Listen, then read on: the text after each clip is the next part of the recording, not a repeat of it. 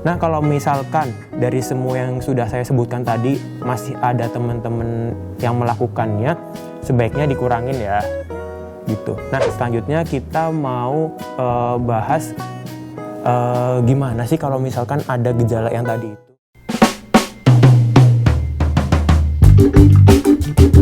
Oke, halo sahabat CMI semuanya, balik lagi dengan saya Dr. Haidar Zain.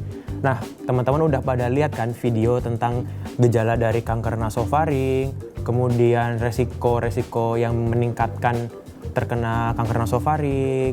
Sekarang kita mau bahas apa yang harus dilakukan kalau misalkan ada gejalanya itu.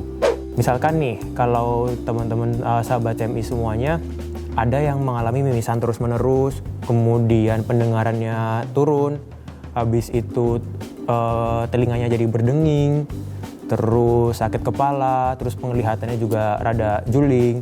Nah, teman-teman langsung aja datang ke dokter, mungkin pertama dokter umum ya. Jadi nanti kalau misalkan dokter umum ini curiga adanya kanker nasofaring, nanti dokter umum akan merujuk teman-teman semua ke dokter THT atau dokter telinga, hidung, tenggorokan.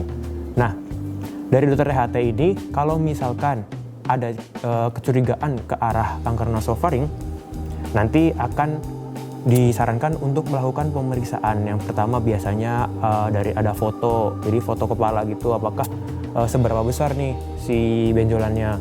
Kemudian habis itu juga dilakukan yang namanya biopsi biasanya. Jadi diambil sebagian besar jaringannya, terus dicek apakah ini beneran kanker atau bukan, gitu.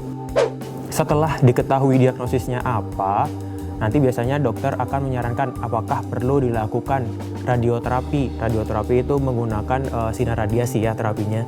Terus apakah perlu kemoterapi? Jadi kemoterapi itu menggunakan bahan-bahan kimia. Kemudian bisa juga dengan operasi. Nah, biasanya dokter menyarankan terapi-terapi itu seperti itu. Itu tergantung dari kondisi pasien, sudah stadium berapa. Nah, mungkin juga kalau misalkan teman-teman sahabat CMI ini ada yang mengalami kanker nasofaring tapi nggak mau di radioterapi, nggak mau di kemoterapi, kemudian nggak mau dilakukan operasi, mungkin masih banyak solusi-solusi di luar sana yang tidak menggunakan tiga ini. Nah, yang penting teman-teman harus tetap berobat gimanapun gimanapun kondisinya. Jadi jangan patah semangat, karena ada juga pengobatan yang tanpa kemoterapi, tanpa operasi, dan tanpa radioterapi. Nah, salah satunya di klinik CMI gitu.